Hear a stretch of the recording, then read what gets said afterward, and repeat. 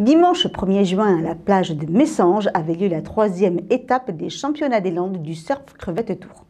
Regardez comment ces jeunes de moins de 16 ans sont habiles sur les planches. Aujourd'hui, ça s'appelle le crevette tour. En fait, c'est le championnat des Landes pour les moins de 16 ans. Catégorie donc cadet, minime, benjamin pour les garçons et pour les filles. C'est la 3e étape. Donc sur les 3 premières étapes, on va faire le classement sera établi en fonction des points gagnés sur chaque étape. On prendra les 2 meilleurs résultats des 3 premières étapes pour sélectionner nos jeunes landais pour les championnats d'Aquitaine. Tout le monde ne peut pas participer à ces compétitions de surf qui demandent une certaine maîtrise de la planche enseignée par la Fédération française de surf. Il n'y a pas de niveau requis pour participer au crevette tour car c'est les toutes premières compétitions un peu pour les jeunes. Et c'est juste à leur club de décider s'ils ont le niveau ou pas, s'ils sont aptes ou pas pour participer à tel événement. Mais généralement, tous les surfeurs qui ont une licence compétition sont plus ou moins aptes à participer à ces événements-là.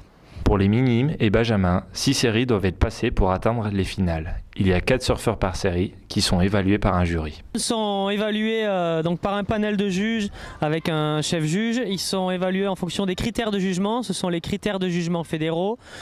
Donc pour résumer, ce sera le surfeur qui exécutera les manœuvres les plus engagées dans la partie la plus critique de la vague avec puissance, vitesse et flow. Donc c'est-à-dire avec de la fluidité. Et c'est une note qui va entre 1 et 10. Ils ont le droit de prendre 12 vagues maximum et on retient à la fin de la série, là aujourd'hui ce sont des séries de 15 minutes, on retient les 2 meilleures vagues et sur le total des 2 meilleures vagues, en fait ils sont classés donc sur 2 notes sur 10 en fait.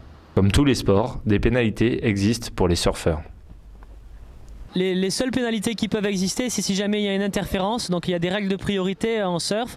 C'est le surfeur qui est le plus près du point initial de déferlement qui a la priorité.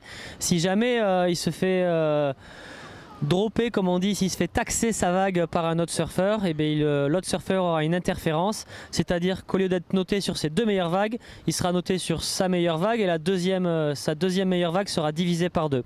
Sa deuxième note sera divisée par 2. Les meilleurs se qualifieront pour le championnat d'Aquitaine et pourquoi pas ensuite se qualifier pour les championnats de France. Pour eux, l'objectif final, ce sont les championnats de France. Donc là, c'est la première étape, la première sélection en fait. La deuxième sélection se fera sur les championnats d'Aquitaine au mois d'août à Hossegor. Et après, ça sera les championnats de France qui sont à Hossegor également cette année. Car comme ce sont les 50 ans de la Fédération française de surf, ils ont décidé de les faire au lieu même de la fédération.